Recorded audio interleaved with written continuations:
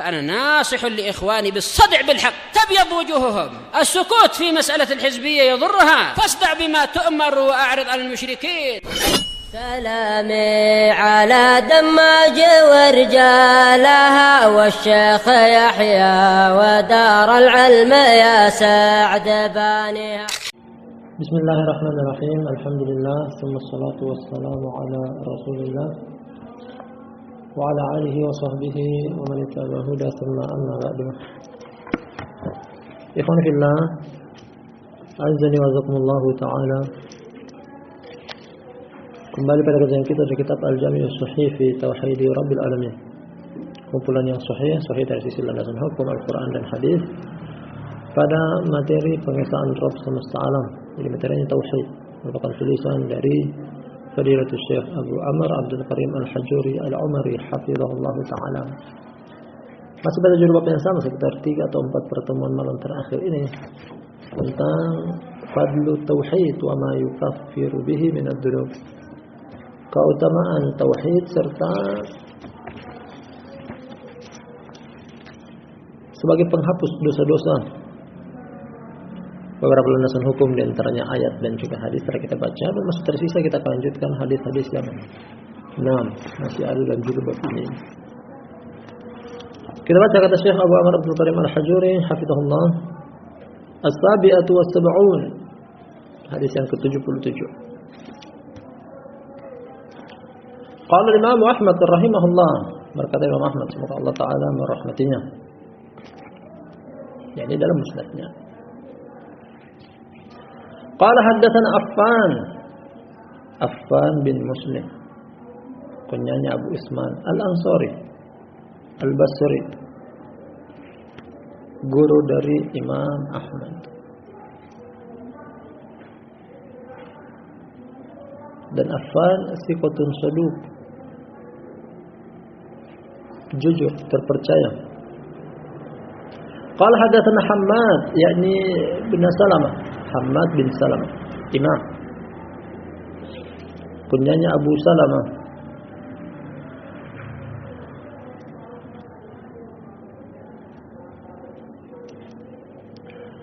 An Sabit bin Aslam Al-Bunani, murid dari Anas, murid senior, kunyanya Abu Muhammad. An Abi Ayyub, namanya Yahya bin Malik Al-Basri. Anna Naufan wa Abdullah bin Amr, yakni bin Al-As, ijtama'a. Masuk pada inti hadis kali ini bahwa Nauf dan Abdullah bin Amr, Nauf bin Fudalah Al-Himyari, tabi'i, dan Abdullah bin Amr bin As, keduanya bertemu. Ya, ada perbincangan di antara mereka berdua. Abdullah bin Amr bin As seorang sahabi, Nauf dunas sahabi. Keduanya berkumpul. Faqala Nauf, "Law anna as-samawati wal arda wa ma fiha wudi'a fi kiffatil mizan wa wudi'at la ilaha illallah fil kiffatil ukhra la rajahat bihinna." Pertemuan antara Nauf dan Abdullah bin Amr bin As.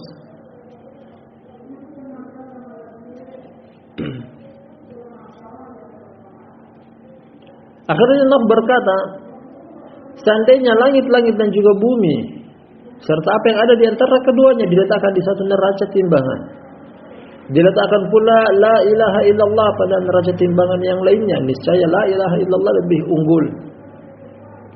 Beberapa hadis tentang atau 6 semakna dengan ini telah kita lewati. La ilaha illallah ditimbang dengan dosa, dosa terangkat. La ilaha illallah ditimbang dengan langit dan bumi, la ilaha illallah lebih unggul. Termasuk dalam hadis ini. Maka di sini ada tambahan bahwa bumi, langit serta isinya pada satu neraca timbangan. La ilaha illallah pada neraca timbangan yang lainnya, la ilaha illallah masih unggul. Lanjutnya lagi, masih perkataan Nauf.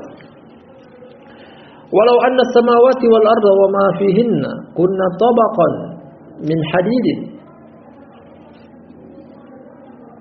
Faqala rajul la ilaha illallah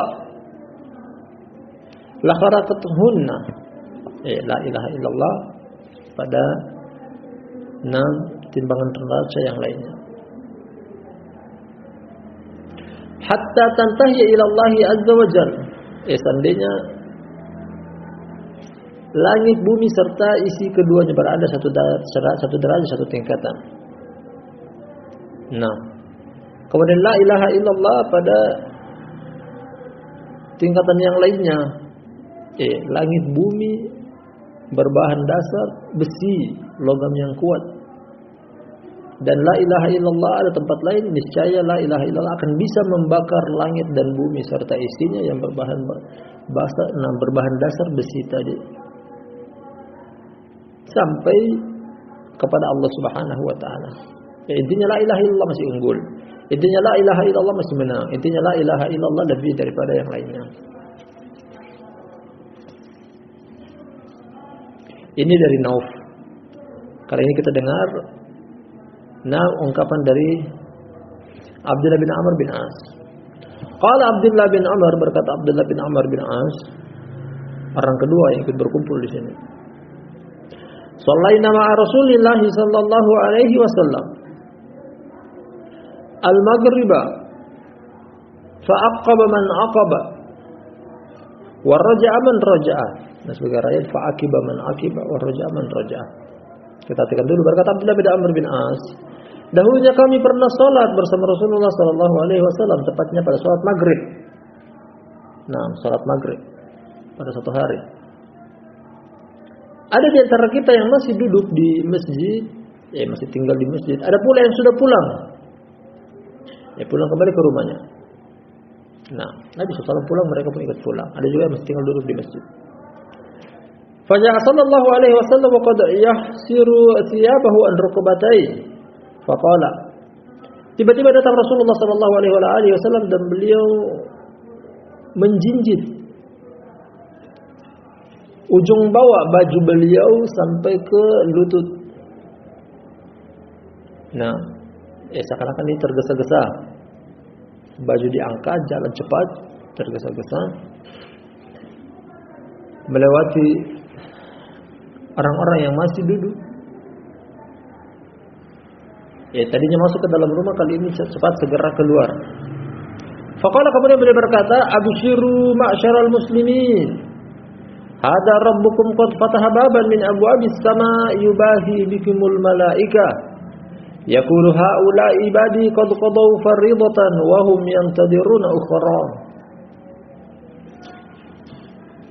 Nabi SAW keluar dari rumahnya karena hanya terpaut satu pintu dengan rumah Aisyah.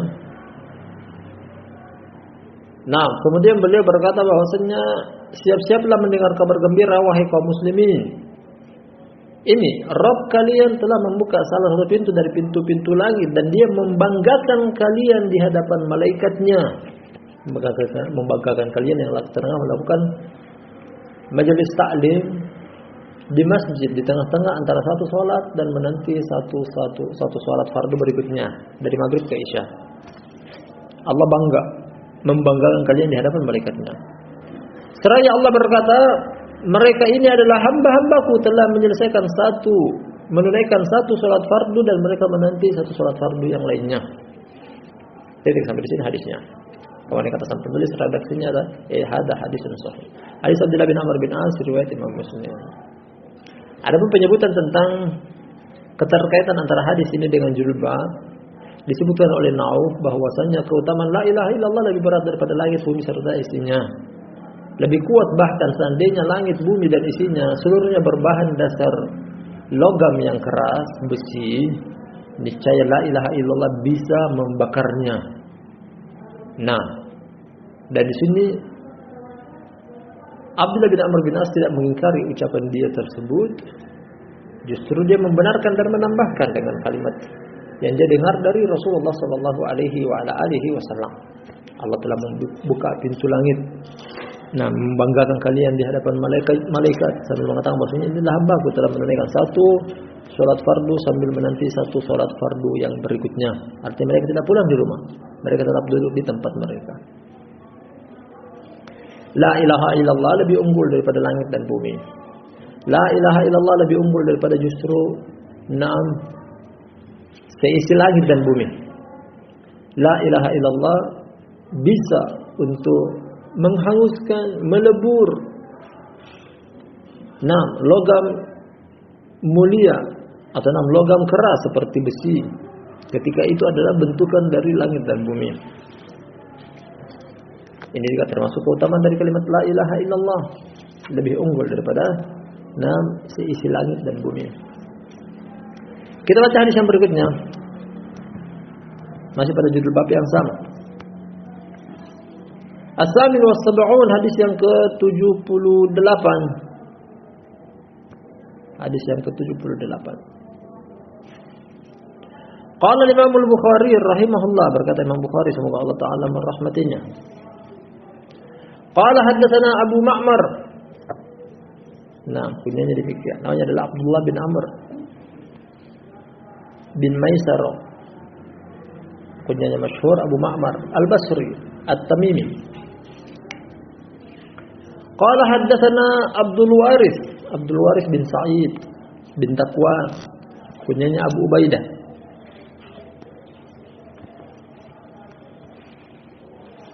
Dan dia siqah.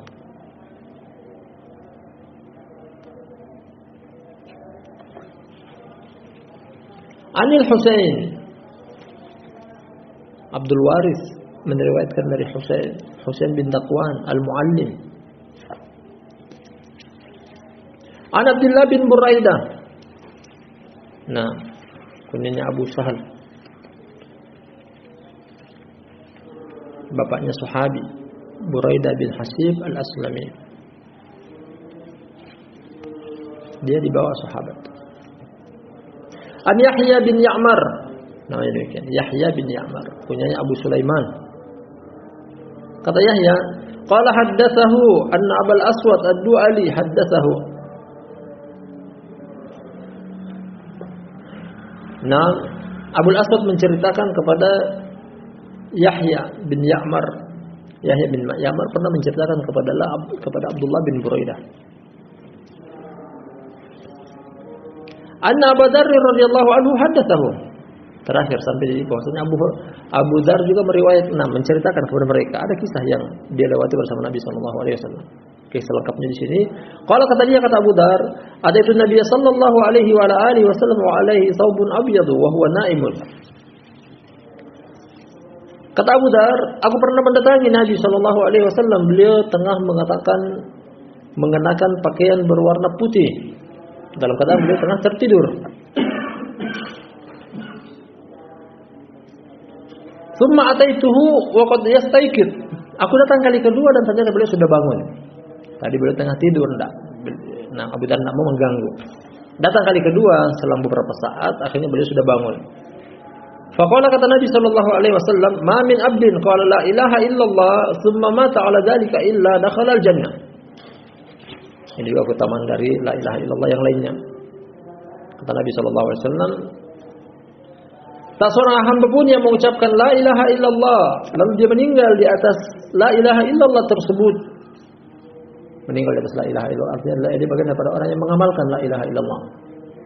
Mengamalkan, memahami, mempelajari, mengkaji serta mendakwakan. Barang siapa dari seorang hamba yang mengucapkan la ilaha illallah dan dia meninggal di atas pengucapan kalimat la ilaha illallah tersebut, kalimat tauhid, dakhala al-jannah, dia akan masuk ke dalam surga. Kita artikan dia akan masuk karena itulah terjemahan yang tepat, terjemahan bebas. Wa illa fil madhi, dakhala al-jannah, bukan fil mudhari'. Makna dari sini bahwasanya seakan-akan dia sudah masuk. Dakhala al-jannah, telah masuk. Barang siapa yang mengucapkan la ilaha illallah dan dia meninggal di atas kalimat tersebut, dakhala al-jannah, telah masuk. Dia sudah masuk. Ini tahqiqan. Ya betul-betul dia akan masuk.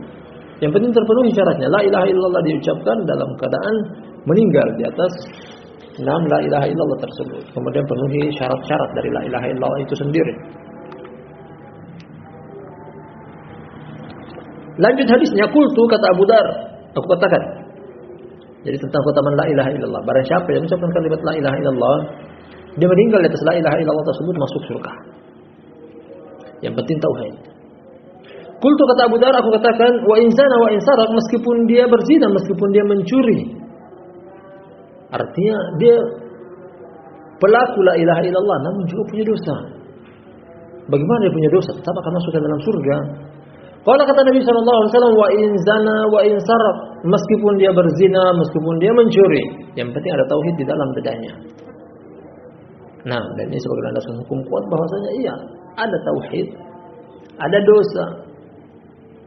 Nah, tauhid itu yang akan menggugurkan dosa. Di subhanallah, membuat kita termotivasi, membuat kita menjadi semangat untuk jangan sepelekan yang namanya tauhid. Karena tauhid keutamaannya besar. Bahkan bisa menghapus dosa dari jilbab yang tertera. Meskipun berzina, meskipun mencuri, padahal barakallahu fikum jami'an, dua dosa yang disebutkan di sini adalah dosa besar, tergolong dosa besar karena kenapa? Memiliki ganjaran sebelum di akhirat di dunia. Dosa berzina, kalau yang bujang dicambuk 100 kali, kalau yang muhsan pernah menikah, rajam, hilang nyawa. Artinya ini adalah dosa besar. Demikian juga mencuri, dosa mencuri juga adalah dosa besar, bahkan mendapatkan ganjaran di kehidupan dunia dengan cara dipotong tangan. Artinya ini dosa besar. Namun tauhid barakallahu fikum jami'an tetap akan menghapus dosa sebesar apapun dosa itu. Yang penting tauhid. Pelihara tauhid, jaga tauhid. Terus mengkaji tauhid. Kalau Nabi SAW butuh 13 tahun lamanya untuk mendakwakan tauhid di kota Mekkah, para ulama tambahkan lagi bukan cuma di kota Mekkah, bahkan kajian tauhid di Madinah juga iya. Bahkan akhir hayat Rasulullah SAW beliau tidak pernah berhenti mendakwakan tauhid. Di akhir hayat Rasulullah SAW ketika beliau tengah parah, sakit parah yang mengantarkan kepada kematian, istri beliau Ummu Salamah, dia termasuk orang yang pernah hijrah ke negeri Habasyah dengan tujuan ingin menghibur Nabi SAW, ingin meredam, mengurangi rasa sakit yang diderita oleh Rasulullah SAW. Dia menceritakan pengalaman pribadi dia menghibur Nabi SAW. Bahwa dia pernah hijrah ke Habasyah dan dia melihat di sana ada 6 gereja yang dihiasi dengan begitu megahnya. Foto-foto tokoh agama mereka pampang. Kemudian dia diceritakan juga bahwasanya ketika orang soleh meninggal di kalangan mereka, kemudian dikuburkan, dibangun tempat ibadah di atas kuburan mereka tersebut. Mendengar ucapan itu Nabi SAW tidak diam. Sekaligus memberikan pelajaran kepada orang yang dengar ketika itu Ummu Salamah dan yang lainnya, karena ini hadisnya dia, serta orang yang mendengar hadis ini sepeninggal Nabi SAW. Kata beliau, ulaiki idza mata fihim rajulun salih aw abdun salih banau ala qabrihim masjidan wa sawwaru fihim tilka suwar ulaiki syiraril khalqi indallah. Kata Rasulullah SAW, mereka itulah orang-orang yang apabila orang soleh mereka meninggal, atau para nabi mereka meninggal, mereka bangun di atas kuburan orang soleh tadi, di atas kuburan tadi masjid, tempat ibadah. Dan mereka menggambar wujud orang soleh yang meninggal tersebut, mereka pampang agar selalu terkenang, teringat. Kata Nabi SAW memvonis 2 perbuatan yang buruk karena menggiring kepada kesyirikan. Ulaiki syiraril khalqi indallah. Mereka itu adalah sejelek-jelek makhluk ciptaan Allah. Dijuluki bahwa mereka adalah jelek. Tapi ini adalah kajian tauhid. Kapan beliau ucapkan? Di akhir hayat beliau, sebelum beberapa saat sebelum meninggal dunia. Jadi kajian tauhid tidak ada matinya, tidak ada hentinya. Karena tauhid butuh kita untuk dijaga, dipelihara. Jangan sampai luntur, jangan sampai gugur, jangan sampai hilang, jangan sampai lenyap. Kaji terus tauhid. Hari ini, lusa, besok dan seterusnya. Karena itulah praktek dari Nabi SAW 13 tahun lamanya beliau berdakwah di kota Mekkah. Namun bukan kajian tauhid di kota Mekkah saja, di kota Madinah pun ada. Bahkan beberapa saat sebelum beliau meninggal dunia. Lanjut hadisnya. Wa in zana wa in saraq, kata Nabi SAW, meskipun dia berzina, meskipun dia mencuri, tetap la ilaha illallah sebagai penggugur dosa, akan masuk ke dalam surga dia. Diulang beberapa kali oleh Abu Dar. Qultu wa in zana wa in saraq, aku katakan lagi, wahai Rasulullah, seandainya pun dia berzina, seandainya pun dia mencuri, sebagai penekanan, mungkin beliau lalai, lupa, makanya ditekankan lagi. Kali ini kali kedua, wahai Rasulullah, meskipun dia berzina, meskipun dia mencuri, kata Nabi SAW, wa in zana wa in saraq, meskipun berzina, meskipun mencuri, la ilaha illallah ada dalam dadanya, dia akan masuk surga. Kalau Allah mau, Allah akan ampuni dosa dia. Kalau tidak, Allah akan celupkan dulu ke dalam neraka. Setelah terbayar lunas, impas, habis dosanya, baru masukkan ke dalam surga. Intinya la ilaha illallah penghujung dari kisah pelaku la ilaha illallah akan masuk ke dalam surga. Lagi beberapa kali lagi dia menyanggah lagi, kultu, aku katakan lagi, wa in zana wa in sarqa, ya Rasulullah, seandainya pun dia mencuri, seandainya pun dia berzina, wa in zan, kata Nabi SAW, wa in zana wa in sarq.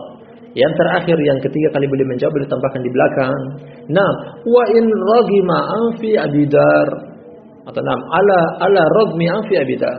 Meskipun dia mencuri, meskipun dia berzina, meskipun Abu Dar tidak setuju dengan hal tersebut, tapi tetap. Karena Abu Dar beberapa kali mengulang sebagai bentuk penegasan, apakah betul yang aku katakan tersebut serius, sungguh-sungguh. Kata Nabi SAW, iya, meskipun dia berzina, meskipun dia mencuri, meskipun Abu Dar tidak setuju. Jadi saya katakan tidak setuju dari Abu Dar. Karena anggapan dia bahwasanya dosa besar ini, apalagi mendapatkan ganjaran di kehidupan dunia. Berzina, rajam, hilang nyawa. Mencuri, potong tangan, artinya dicederai. Tetap saja tauhid akan menghapusnya. Subhanallah.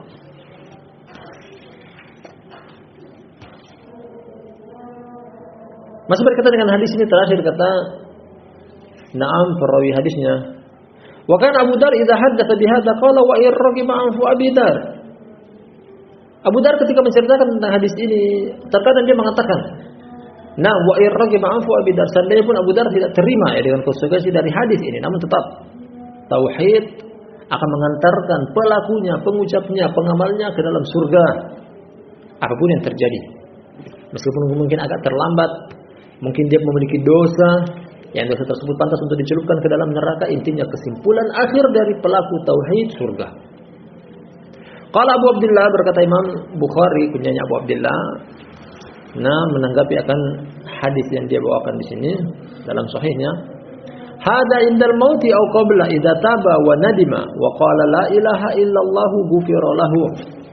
Sebagai tambahan keterangan dari Imam Abu Abdullah Al-Bukhari, ini adalah ketika dia meninggal atau beberapa saat sebelum dia meninggal, dia bertobat. Dia bertobat dari zina, bertobat dari mencuri. Diampuni karena tauhidnya. Ketika belum bertobat dari dosa zina, belum bertobat dari dosa mencuri, namun dia punya la ilaha illallah, disiksa dulu. Kalau bertobat, terserah Allah mensiksa atau tidak. Ketika terpenuhi syarat-syarat diterima tobat, cukup pengucapan, dan dia akan masuk ke dalam surga. Imam Bukhari menambahkan di sini, Abu Abdullah, ini adalah ketika di akhir hayatnya sebelum dia meninggal dunia, dia bertobat dan menyesali, lalu dia mengucapkan la ilaha illallah, niscaya akan diampuni bagi dia. Rawahu Muslim, hadis ini juga riwayat Imam Muslim. Hadisnya muttafaqun alaih, riwayat Imam Bukhari dan Imam Muslim dari sahabat Abu Dar.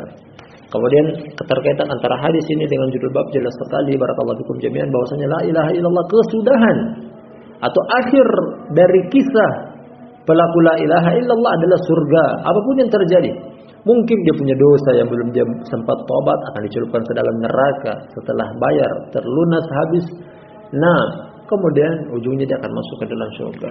Atau kalau dia sudah bertobat, ya terserah Allah ampuni atau tidak. Ya, apabila terpenuhi syarat-syarat diterimanya tobat, Allah akan ampuni. Kemudian dia akan dimasukkan ke dalam surga. Intinya la ilaha illallah. Dan ini bagian daripada landasan hukum, mengucapkan atau menyebutkan tentang keutamaan la ilaha illallah. La ilaha illallah mengharamkan untuk masuk ke dalam neraka. La ilaha illallah membuka peluang besar untuk masuk ke dalam surga. La ilaha illallah termasuk penghapus dosa-dosa. Wallahu ta'ala alam bissawab. Ini dua hadis yang sampai kita ambil pada pertemuan kita di malam hari ini. Satunya hadis Abdullah bin Amr bin As berkaitan dengan la ilaha illallah pada riwayat Imam Ahmad. Demikian juga hadis Abu Dar Al-Ghifari riwayat Imam Bukhari dan Imam Muslim. Yang lainnya sudah kita akan lanjut pada lain kesempatan. Wallahu taala alam bissawab. Kita akhiri, subhanakallahumma bihamdika asyhadu an la ilaha illa anta astaghfiruka wa atubu ilaik.